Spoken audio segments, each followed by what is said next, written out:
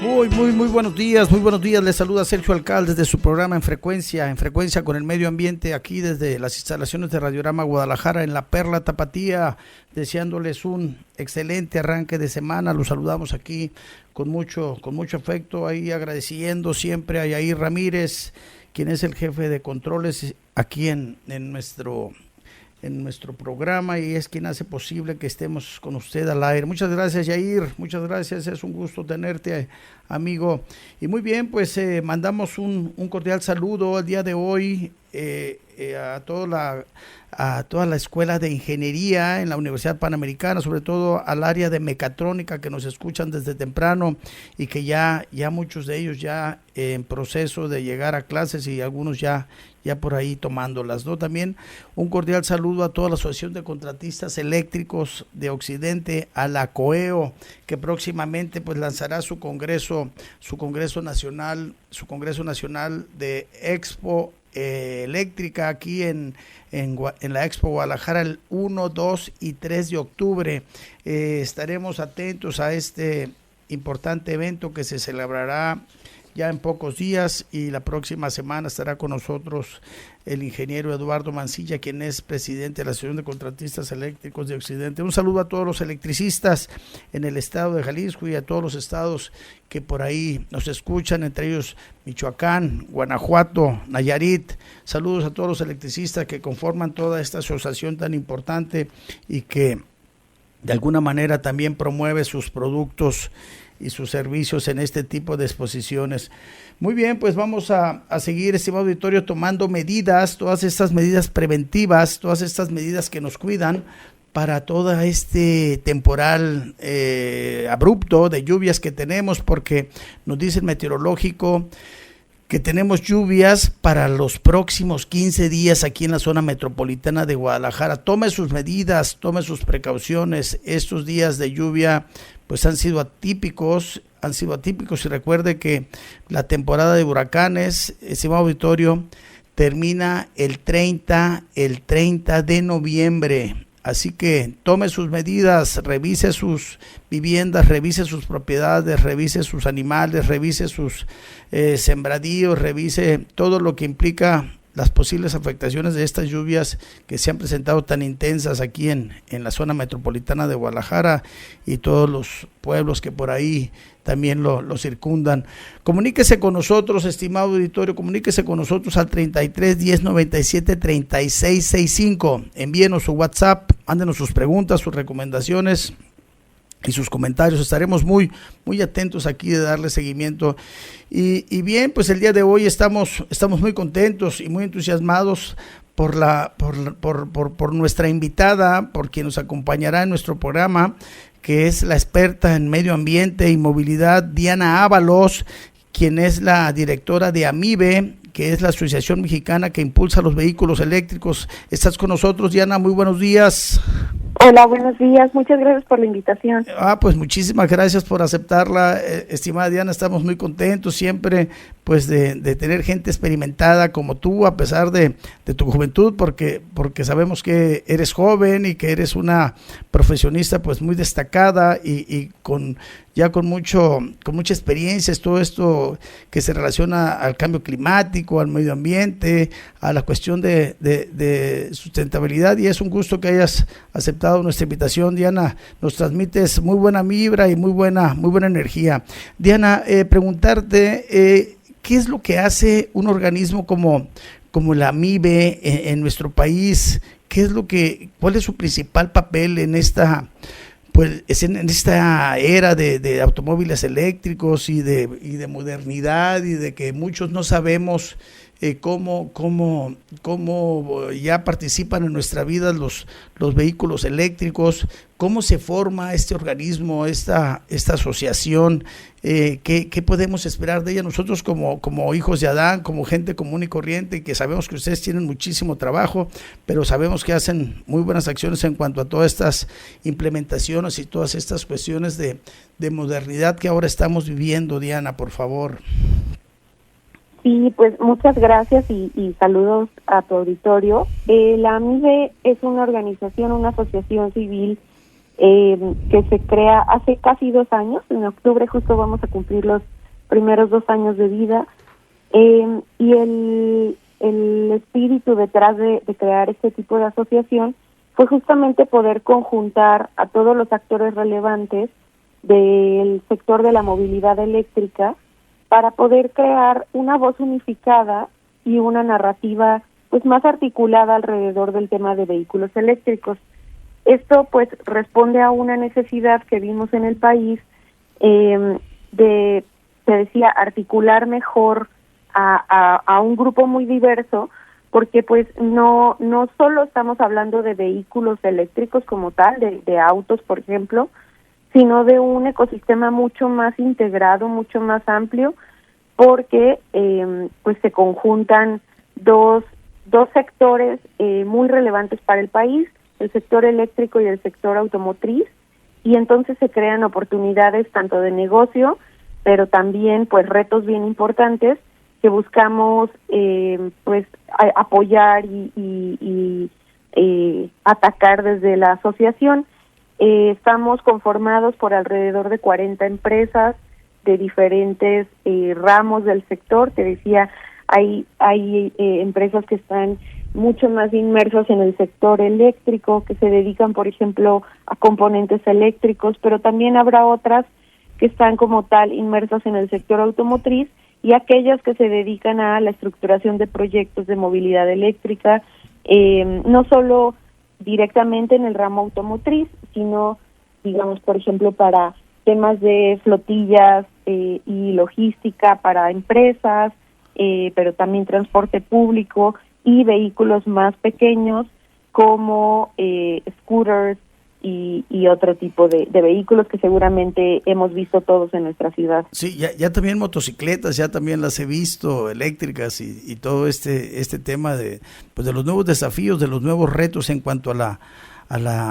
gran reto que representa la movilidad actual en el crecimiento de ciudades como Guadalajara, como Ciudad de México, como Querétaro, como Monterrey, que pues ya tienen grandes problemas en el tema de movilidad y en el tema de transporte, estimada Diana, en el tema de transporte, cómo promover, cómo incentivar, cómo invitar a la gente a que lo utilice, porque veo yo en mi experiencia y en mi entender con los demás usuarios, donde muchos de ellos pues no quieren ser usuarios porque hay temas de inseguridad, porque hay temas de ineficiencia, porque hay temas de higiene, porque hay temas de tiempos en la programación y en la secuencia en que viajan estos vehículos.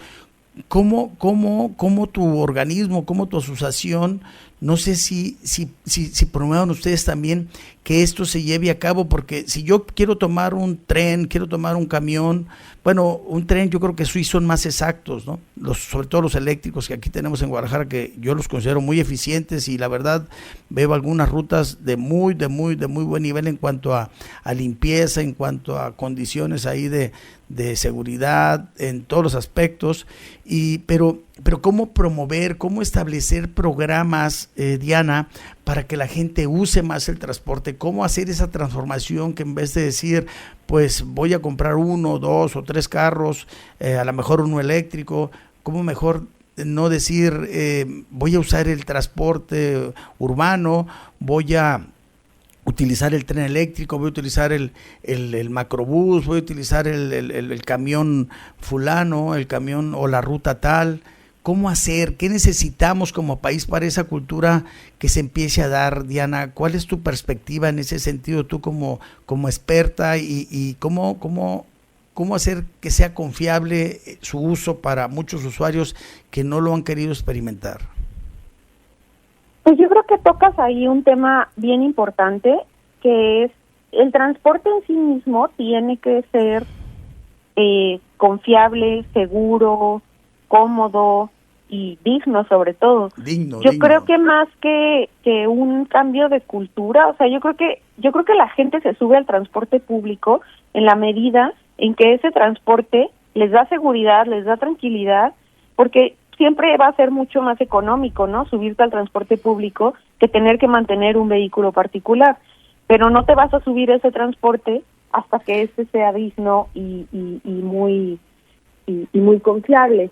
Creo que, por ejemplo, en varias ciudades, Guadalajara es una de ellas, hemos visto como en este impulso por buscar la electrificación del transporte con miras a tener mejor calidad del aire, a reducir, por ejemplo, el cambio climático, lo que se logra también es una mejora integral del transporte, porque generalmente lo que nos está pasando en las ciudades mexicanas es que no tenemos sistemas de transporte, más bien tenemos este modelo que se conoce como hombre camión, donde pues una persona suele ser o dueña de su propio, en este caso autobús, o de su propia combi, operador del mismo, o tiene un par, ¿no?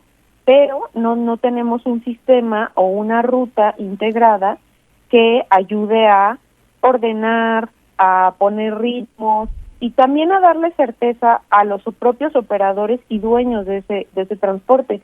Entonces, ¿qué sucede? Que tenemos entonces a varios como concesionarios que se están, pues están un poco peleando una ruta porque pues están buscando sus ingresos, porque tampoco tienen confiabilidad en el ingreso. Cuando uno integra un sistema de transporte, se hace una concesión, se hace una ruta organizada donde esas concesiones se dan por ruta y tienen características específicas y contratos, por ejemplo, para la calidad y otros elementos. Entonces, naturalmente el servicio mejora tanto para los operadores como para los usuarios, y creo que ahí es donde viene el cambio, ¿no? Donde la gente dice, pues ¿para qué necesito un auto si tengo este sistema de transporte que es más económico y además es muy seguro y limpio, ¿no? Claro, y creo que ya esta alternativa de la electromovilidad en el transporte público, pues yo creo que ya empieza o da inicio, da partida, estimada Diana, estimado auditorio, allá una consideración del uso del transporte público. ¿Por qué? Porque estos camiones, pues, primero son nuevos, son silenciosos, no contaminan, pues creo que eso también invita a que ya cambiemos de idea en cuanto a no usar el transporte público. Por ejemplo, a mí lo personal, a mí me motiva el que ya el tren eléctrico, que ya algunas veces lo he usado, pues ya empieza a detonar en mí como persona común y corriente el uso de estas alternativas. Y entonces creo yo que toda esta innovación y toda esta condición de vehículos de esta naturaleza, pues hace que ajustemos esta cuestión de invitarnos al transporte. Estimada Claudia, estimada Diana, nos vamos a ir a nuestro primer corte comercial. Ya tenemos la primer pregunta en nuestro celular y vamos a tardar un minuto, estimada Diana. Tenos un poquito de paciencia. Estimado auditorio, regresamos en un momento. Estamos en Frecuencia con el Medio Ambiente. Tenemos como invitada a Diana Ábalos, quien es experta en movilidad, que es experta en medio ambiente, que es experta también en cambio climático. Regresamos en un momento, no le cambie.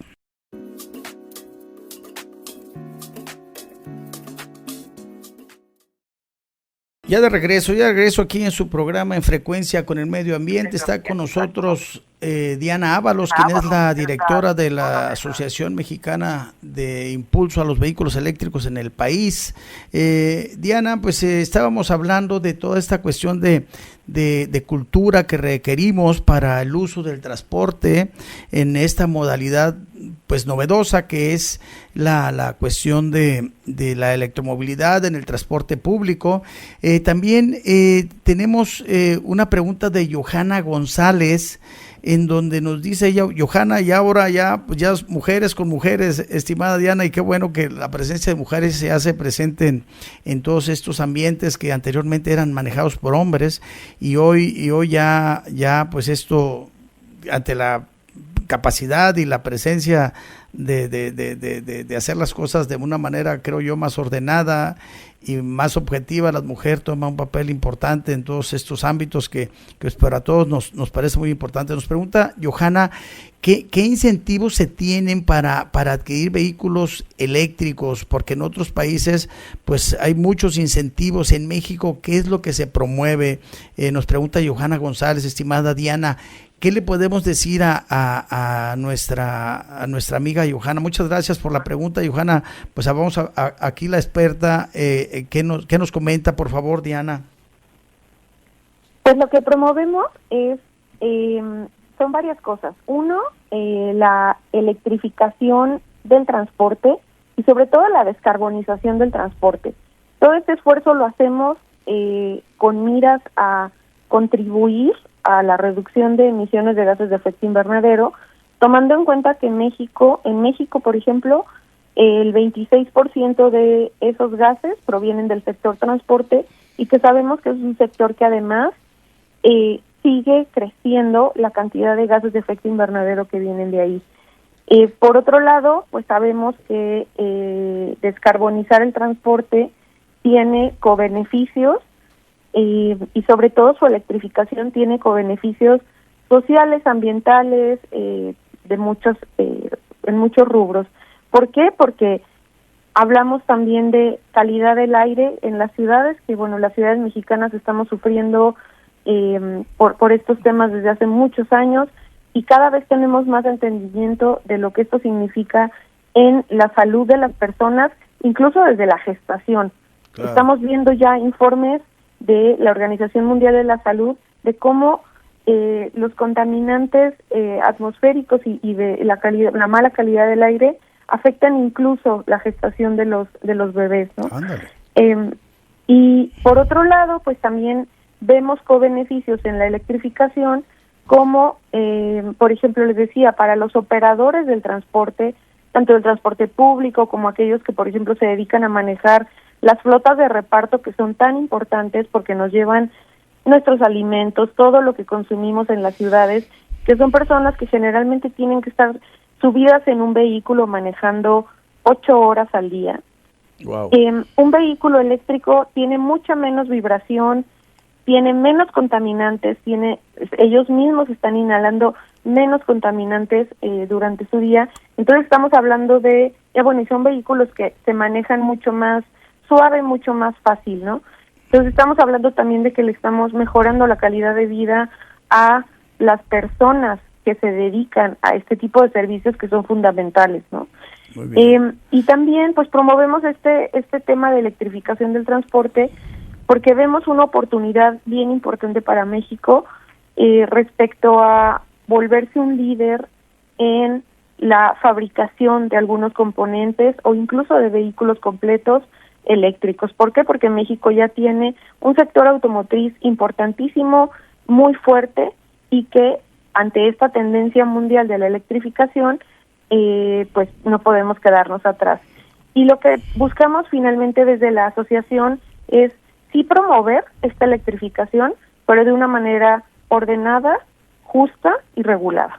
Cómo no, fíjate, estimada Diana, he tenido la suerte de viajar a países como Noruega y cuando hablábamos hace un momento, yo creo que a eso se refería también Johanna, o se refiere, es que por ejemplo en esos países tienen ellos la fortuna de que si tú adquieres un vehículo eléctrico, pues no pagas la tenencia, no pagas peaje en carreteras, no pagas estacionamientos públicos y puedes recibir hasta un 40% de financiamiento del vehículo. Entonces, esos son grandes incentivos que en nuestro país yo veo muchos temas tibios en ese sentido de promoción.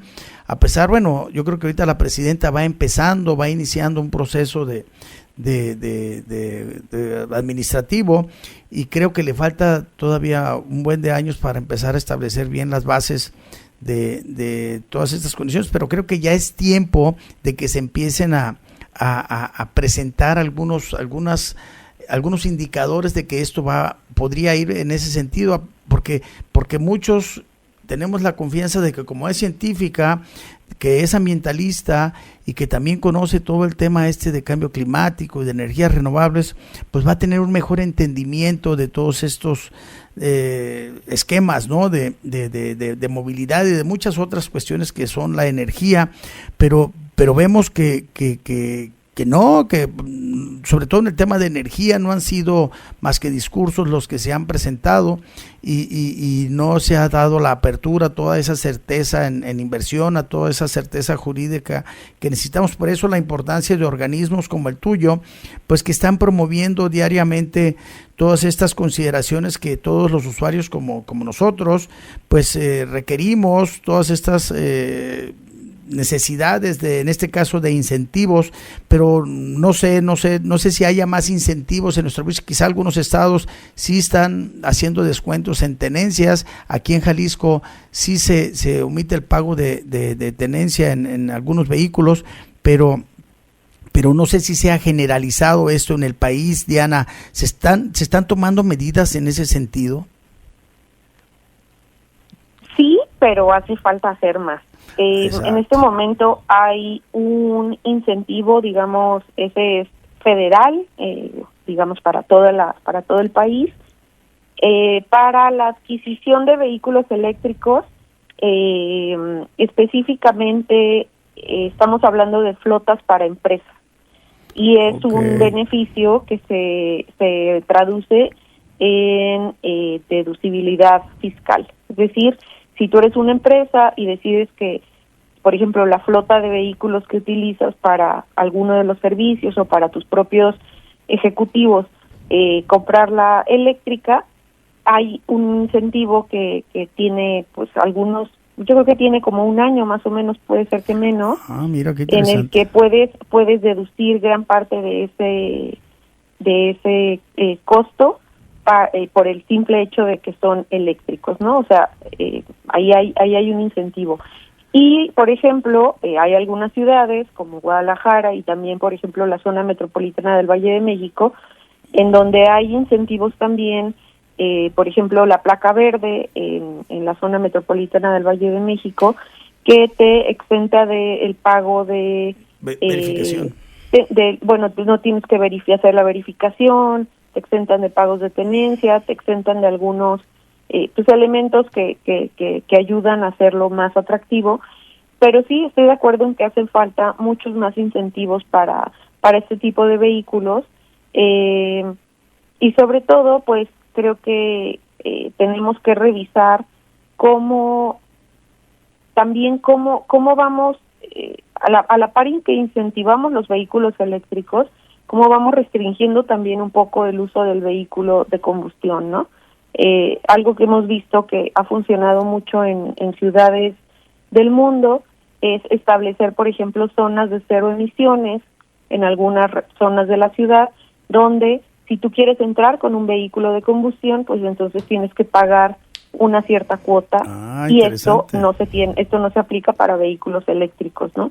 Son el tipo de cositas que van ahí ayudando a incentivar el uso y la adquisición de este tipo de vehículos. Y yo creo que también deberíamos de enfocar mucho más los incentivos hacia las flotillas comerciales y de las empresas, porque estamos viendo muchas empresas que ya están haciendo un gran esfuerzo por electrificar sus flotas de reparto, ¿no? Hemos visto, no voy a decir marcas, pero pues hemos visto marcas de pan, marcas de cerveza, de refrescos, que ya traen vehículos eléctricos, ya tienen sus camiones de reparto, ¿no? Sí, es una gran transformación. Y ya también hay conversiones también de vehículos convencionales a eléctricos, también ya hay empresas que a eso se dedican, ¿verdad? Así es. Diana. Sí, entonces está muy interesante. Y en cuanto, hay una cuestión que hemos platicado en otros programas, estimada Diana, que es en cuanto a la reglamentación y los manuales operativos. Cuando tú compras un vehículo, pues te dicen, muy bien, pues felicidades porque usted adquirió su vehículo, estimado usuario, te dicen, y te entregan un manual de instalaciones del cargador y ya de algunas otras condiciones ahí muy generales, pero no te dan una especie de capacitación exhaustiva para el uso del vehículo en caso de que pudieras tener algún accidente, en caso de que tuvieras alguna falla de algún tipo eléctrico, sino que te dan un manual pues en chino, porque los vehículos son muchos de ellos asiáticos y no dudo que muchos de ellos sean de buena calidad, pero te dicen, mire usuario, aquí está su vehículo, muchas felicidades, aquí está su manual para la conexión del vehículo. No sé si esto ya ha cambiado, ya ha mejorado, o si existe una normativa que se promueva para que toda esa normativa se adapte a la cuestión regional, a la cuestión de la norma oficial mexicana, a todas esas consideraciones que nosotros como eléctricos pues tenemos que tener ese control y ese entendimiento pues para que se adecúen esos voltajes, esas frecuencias y todo lo que requiere un vehículo de esta naturaleza. Esto ya se ha adaptado, eso es de años atrás, ya está muy actualizado. ¿Cómo va ¿cómo van esos pasos en esa reglamentación, en esta cuestión de implementaciones, estimada Diana? ¿Ya se ha hecho alguna mejora en que esos manuales ya no vengan en chino o sigue la cosa igual hace un año, 2 años? No, este punto que tocas es muy importante. Lo que estamos viendo es que hay empresas muy responsables y otras no tanto.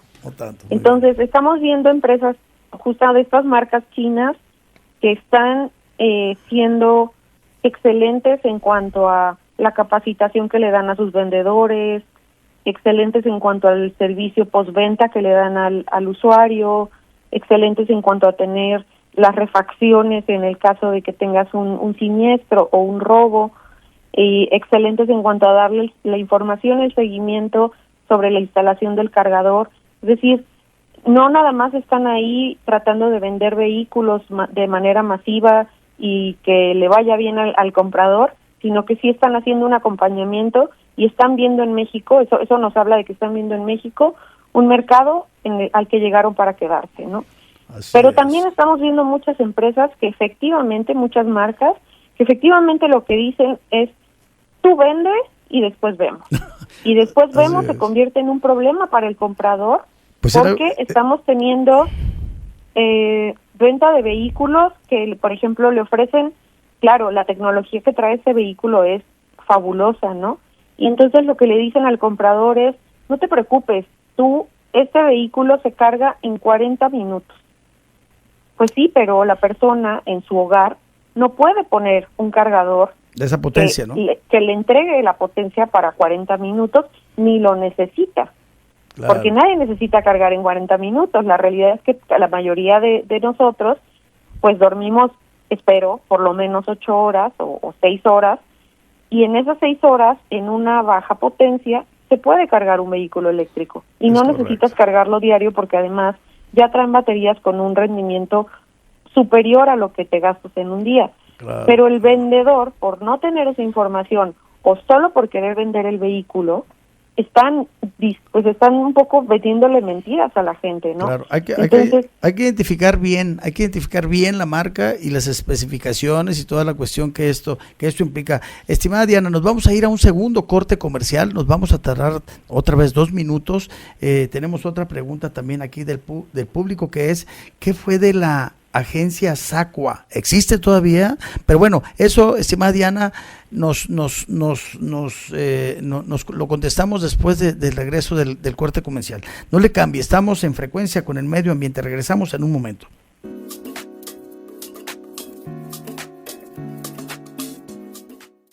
Ya de regreso aquí en nuestro programa En Frecuencia con el Medio Ambiente. Nos acompaña Diana Ábalos, quien es la directora de la Asociación Mexicana de Impulso a los Vehículos Eléctricos. Y Diana, pues hablábamos de todas estas consideraciones de reglamentaciones sobre los vehículos eléctricos. También nos pregunta el ingeniero Andrés Estrada, ¿qué fue de la agencia SACUA? ¿Todavía existe? ¿Se paró? ¿Habrá alguna razón? Porque no hemos visto ya esa promoción, esa difusión de vehículos, o será el ingeniero nomás el que no lo ha visto, porque yo tampoco he sabido de esa empresa, estimada Diana. ¿Sabes tú algo al respecto? Sí, siguen y tengo entendido que están desarrollando un nuevo prototipo. No tengo mucha información al respecto, pero sé que por ahí andan todavía porque he tenido contacto en algunos espacios con ellos. Y pues justo digamos que en el contexto, en el marco del proyecto que está promoviendo el gobierno federal de Lolínea, este vehículo pequeñito, entiendo que hay marcas como Sacua que están buscando también pues desarrollar vehículos similares o digamos como que atiendan a ese segmento. Qué bueno, porque era un vehículo, la verdad, es un vehículo muy bonito, los diseños eran de muy buen gusto, se veían de muy buena calidad, había cosas que estaban muy bien planteadas en ese desarrollo de marca y en esos prototipos que de alguna forma pues ya se veían venir, pero ya no los he visto. Pero bueno, qué bueno que siguen vivos y qué bueno que se sigue pues de alguna forma motivando toda esta cuestión de vehículos mexicanos y tecnologías mexicanas para complementar esta necesidad de vehículos eléctricos que tanta falta nos hace. Tenemos un tema también importante, creo yo, estimada Diana, que es toda esta cuestión de preocupación sobre el confinamiento de las baterías de estos vehículos que pasan de 8 a 10 años a hacer ya recicle, a hacer ya basura peligrosa o material peligroso. No existe, porque lo he estado investigando, una condición de regulación precisa, porque ya algunos vehículos, por ejemplo, en un caso muy particular, yo tengo un vehículo de Tesla que ya tiene más de 10 años, entonces la batería todavía está en buenas condiciones, ya está al 80%, pero ya creo en 3, 4 años o 2, 3 años ya va a ser necesaria su sustitución. Entonces, ¿qué se hace con esas baterías, Diana? ¿Cómo se confinan? O sea, tú como organización que va afín a este entorno de vehículos eléctricos, ¿qué sabes al respecto sobre estas regulaciones? Si existe también alguna empresa que las recibe, que las reconstruye, que las desmembra o que las pulveriza y que sus materiales nuevamente se pueden reutilizar. ¿Tenemos algún avance de esto en México? ¿Está en tu área esta pelota que por ahí está ya botando y no sabemos qué hacer con ella, estimada Diana? ¿Qué sabes al respecto? Bueno, primero decir que nosotros desde la MIBE justamente promovemos y apoyamos el desarrollo de una norma para baterías que incluya temas como su reciclaje, reutilización y sobre todo pues cómo las disponemos una vez que acaben su vida útil. Este trabajo pues se está empezando, digamos, a desarrollar con el gobierno de México, porque es una de las preocupaciones que el gobierno de México tiene ahí muy puntuales, muy vigentes, ¿no? Una vez dicho esto, pues bueno, contar que creo que el tema de las baterías es una preocupación recurrente, entendible, y lo que yo les diría es, afortunadamente las baterías de los vehículos eléctricos son baterías que sirven para otros fines, además, una vez que terminan su vida útil con el vehículo. Con el vehículo se le da un tiempo específico de vida útil porque le tenemos que dar seguridad en cuanto al rango de kilómetros que le puede entregar a una persona o en un servicio, pero son baterías que siguen teniendo una vida útil mucho más larga, más allá del vehículo, por ejemplo, para utilizarlas para almacenamiento de energía. Empresas como CATL, que tienen alrededor, yo creo que del 33-34% del mercado global y que son parte de la asociación, tienen ya procesos de manejo, disposición, reciclaje y reutilización de esas baterías, sobre todo, por ejemplo, para espacios de generación distribuida de energía, es decir, qué interesante. Mira, la gente no sabe eso, estimada Diana, la gente no conoce eso que nos estás comentando tan importante. Muy bien, sí, perdón. ¿Perdón? Sí, perdón, te comento que la gente, qué importante es eso que nos estás diciendo, porque la gente no conoce. Yo en lo particular no sabía todo este tema que tan interesantemente nos estás ahí platicando, estimada Diana, y qué bueno que el gobierno también está tomando esas medidas, pero sí tenemos nosotros como organismos descentralizados y como personas ajenas al gobierno, pues estar propiciando, impulsando y generando las condiciones para que el gobierno no sea tibio, ¿no? Que sea más de propiciar estos escenarios que para muchos es desconocido, estimada Diana. Nos saluda el maestro Ramón Flores de la Universidad Tecnológica de la Zona Metropolitana de Guadalajara y nos dice que cuáles son los planes y cuáles son las estrategias para la cuestión de electrolineras. Ellos están promoviendo la carrera de ingeniería en desarrollos sustentables, estimada Diana, y ellos están muy metidos en todo este segmento de sostenibilidad o sustentabilidad que de alguna manera pues tú también promueves. Entonces, para electrolineras, ¿qué tenemos? ¿Qué es lo que promueven ustedes, estimada Diana? Pues bueno, nosotros estamos conscientes de que una de las de las áreas que necesitan más desarrollo es justamente el despliegue de infraestructura de recarga, estos puntos de recarga de vehículos eléctricos, y también entendemos pues las limitaciones que tiene el sistema eléctrico nacional en este momento. En ese sentido, pues bueno, algo que promovemos y que buscamos en nuestras conversaciones, incluso con las autoridades mexicanas, es encontrar formas en las que se promueva este despliegue de la infraestructura, pero también atendiendo o entendiendo las necesidades que se tienen en cuanto a distintos segmentos de transporte. ¿Por qué? Porque no es lo mismo la necesidad de carga de los vehículos particulares que la necesidad de carga que tienen, por ejemplo, las flotas comerciales o las flotas más pesadas, si estamos pensando en, por ejemplo, electrificar el transporte pesado. Entonces, no podemos estar simplemente hablando o pensando en toda la infraestructura de recarga como si fuera una cosa que los mismos puntos de carga sirven para lo mismo, sino que tenemos que atender segmentos distintos y a partir de eso hacer diseños específicos, también entendiendo las características de cada ciudad, de cada corredor, ¿no?, de transporte, y pensando mucho también en cómo hacemos más barata esa infraestructura de recarga, ¿no? Esa infraestructura se puede volver más barata entre más la utilizamos, es decir, si una flota comercial de alguna marca pone un patio de recarga para su flotilla eléctrica y la tiene cerrada, solo la usa para su flotilla, pues es infraestructura que salió muy cara y que solo se está utilizando alrededor de 6 horas al día. En cambio, si se piensa en patios de recarga que son compartidos, pues esta infraestructura se utiliza por mi flotilla comercial y la estoy abriendo a que el público, por ejemplo, la pueda utilizar también, ¿no?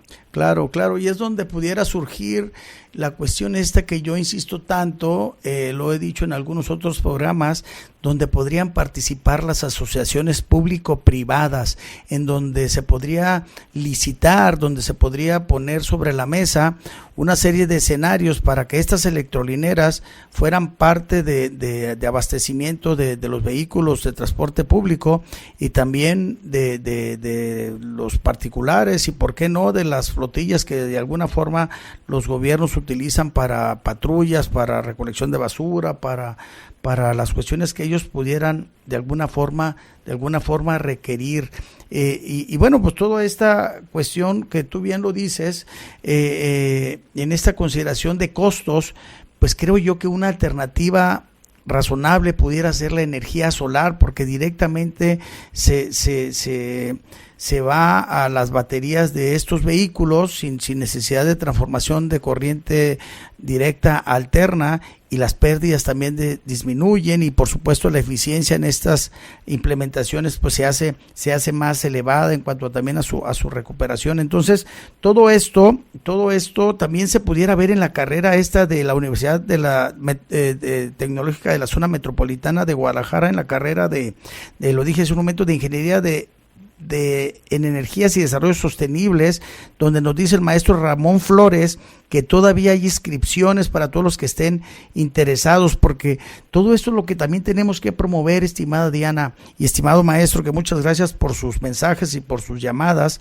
en el sentido de que la educación es la base de todas estas condiciones que requerimos actualmente, y que es una gran alternativa el que nos aboquemos a estas carreras, tanto hombres como mujeres, porque creo que pues tienen un gran porvenir, una gran aplicación, y la verdad son de las mejor remuneradas en todo este ámbito ya de ingenierías que de alguna manera estamos viviendo.